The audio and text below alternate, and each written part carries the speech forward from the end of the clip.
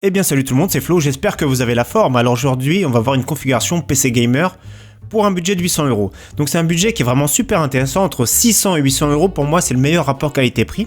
Donc ici je vais faire de base un PC à 800€ et certains sont intéressés aussi pour un PC à 700€.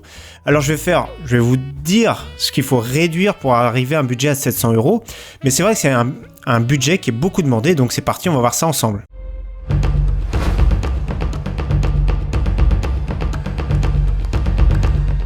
Donc on commence avec le processeur, donc on est sur de l'AMD.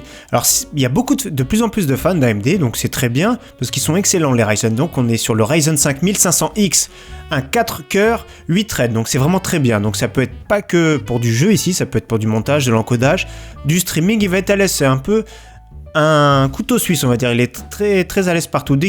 Ici on a pris la version X parce que le 1400 classique est à peine moins cher ou au même prix, donc on prend sur du X.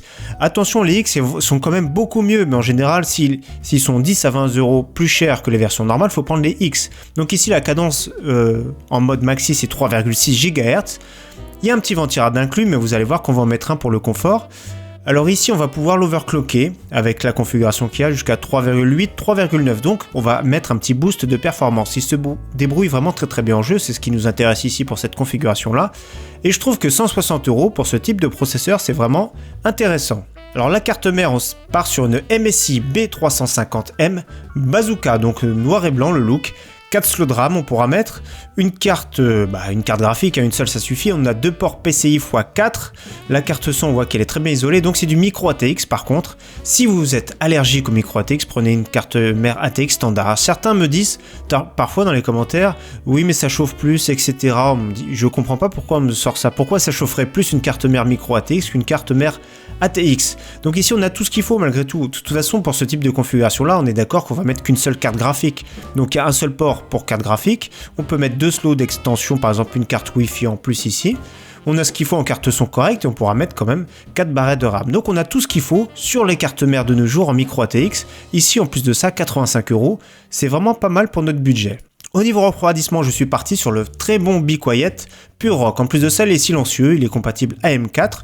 Et ce que j'ai dit tout à l'heure, ça pourra nous permettre, grâce aussi à la carte mère B350, d'overclocker un petit peu. Donc pas un overclocking extrême. De toute façon, les Ryzen ne sont pas connus pour avoir de gros overclocking.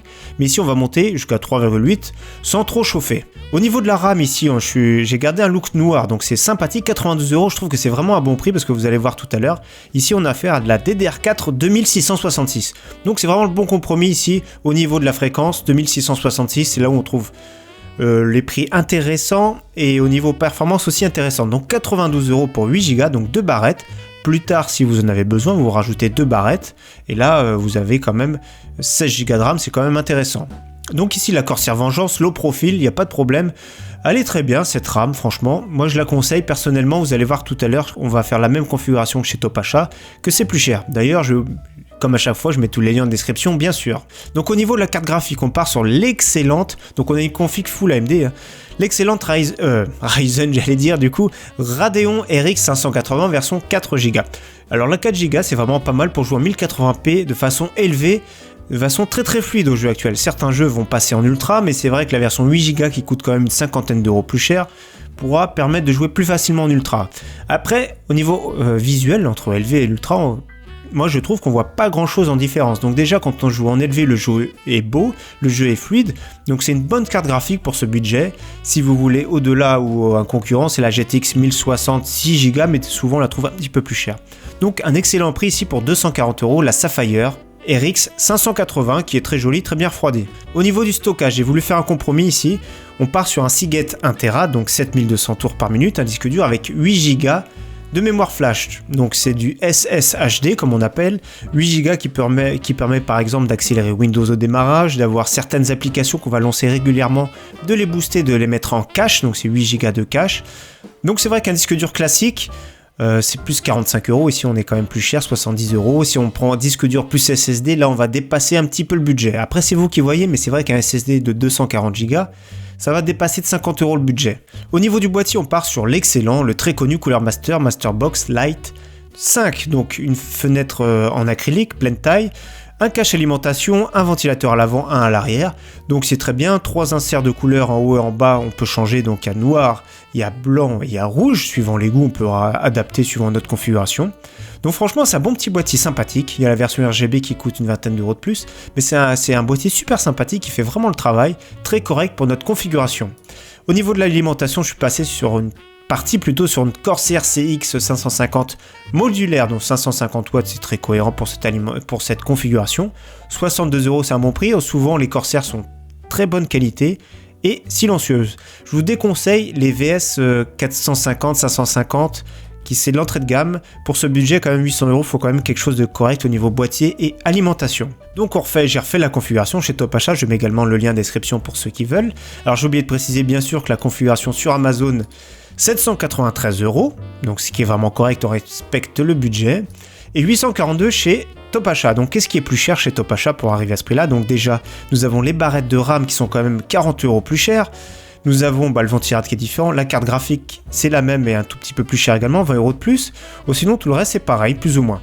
Sauf que non, j'ai mis le Bitfenix Nova même en boîtier, donc c'est un petit peu moins bien également. Donc j'aurais dû mettre même d'ailleurs le même, ça aurait fait 850 euros. Donc on a quand même 60 euros d'écart. Le Windows, les clés d'activation sont vraiment pas chères chez Amazon, donc c'est juste la clé d'activation. Il faudra télécharger le Windows sur le site officiel de Microsoft, créer sa clé USB. Donc j'ai fait un tuto, je mets le lien en description également.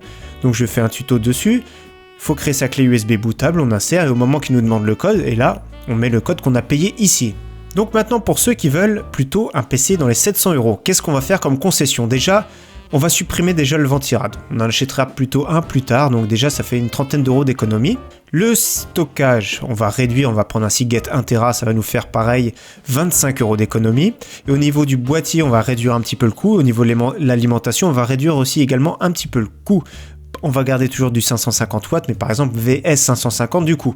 Donc voilà, on va arriver à un PC à 700 euros pour ceux qui sont plus restreints, mais ça peut se comprendre.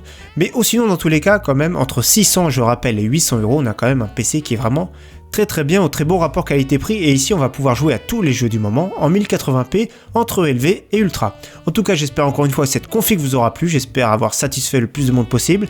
J'essaye d'être le plus cohérent. J'apprends aussi au fur et à mesure, avec vos conseils également, mais à fur et à mesure de faire des recherches, j'apprends à faire au mieux possible par rapport au budget. En tout cas, merci à tous, à très bientôt. Ciao, bye!